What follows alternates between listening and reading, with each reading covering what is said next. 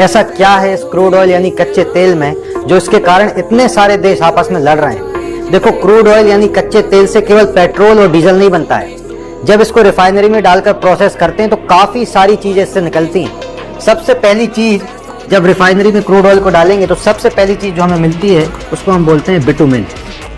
ये बिटुमिन क्या है? आपने देखा होगा जब रोड बनता है तो उसमें एक चीज यूज होती है, उससे हम बोलते हैं हिंदी में डामर। सबसे पहली चीज हमको कुछ मिलता है क्रूड ऑयल से तो वो होता है बिटुमिन। सबसे इम्प्योर चीज ये होती है।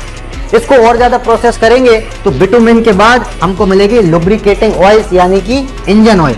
जी हाँ, इंजन ऑयल क्या होता है? इंजन ऑयल वही इंजन ऑयल है जो हमारी गाड़ियों में यूज होता है। ये दूसरे नंबर की चीज हमको प्राप्त हुई। अब इस इंजन ऑयल को और ज्यादा प्रोसेस करने के बाद हमको मिलता है डीजल। डीजल हमारी गाड़ियों में यूज होता है। फिर इस डीजल को और प्रोसेस करेंगे तो डीजल को जब प्रोसेस करेंगे तो हमको एक चीज मिलती है, उसको बोलते हैं हम पैराफिन। ये पैराफिन भी एक टाइप का फ्यूल है, लेकिन ये नॉर्मल फ्यूल नहीं है। ये पैराफिन एरोप्लेन फ्यूल में यूज होता है, यानी कि हवाई जहाज को उड़ाने के लिए जो फ्यूल यूज होता है उसको बोलते हैं पैराफिन। हवाई जहाज पेट्रोल और डीजल से नहीं उड़ता, उसका एक स्पेशल फ्यूल होता है, उसको बोलते हैं पैराफिन। अब पैराफिन को भी और ज्यादा प्रोसेस करेंगे तो हमको मिलेगा नेफ्था।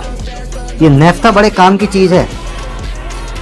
ये नेफ्था इतने काम की चीज है कि जितनी भी प्लास्टिक की चीजें आप अपने आसपास देखते हो, चाहे वो प्लास्टिक की बॉटल्स हो, कंटेनर्स हो, बकेट, मग, हर एक चीज प्लास्टिक की बनती है तो उसमें एक चीज यूज होती है, उससे बोलते हैं नेफ्था।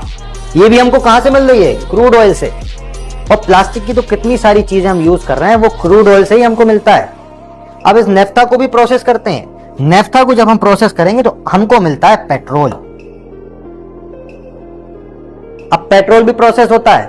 पेट्रोल हमारी गाड़ियों में यूज होता है। पेट्रोल को भी जब प्रोसेस करेंगे तो सबसे आखिरी में एक चीज निकलती, सबसे प्योर, उसको हम बोलते हैं एलपीजी, यानी कि लिक्विफाइड पेट्रोलियम गैस। ये वही गैस है जो हमारे सिलेंडर में जलती है और जिसपे खाना बनता है। इतनी सारी चीजें हमें केवल एक चीज से प्राप्त होती है, वो है क्रूड ऑयल। अब आप सोचो, ये सब वही चीजें हैं जिनके बिना आज के टाइम में दुनिया को चलाना लगभग इम्पॉसिबल है। और जिस भी देश का इन सारी चीजों पे यानी कि क्रूड ऑयल पर कब्जा होगा या हक होगा, वो देश इनडायरेक्टली पूरी दुनिया को चला रहा होगा। इसीलिए सारे देश क्रूड ऑयल के पीछे पड़े हैं।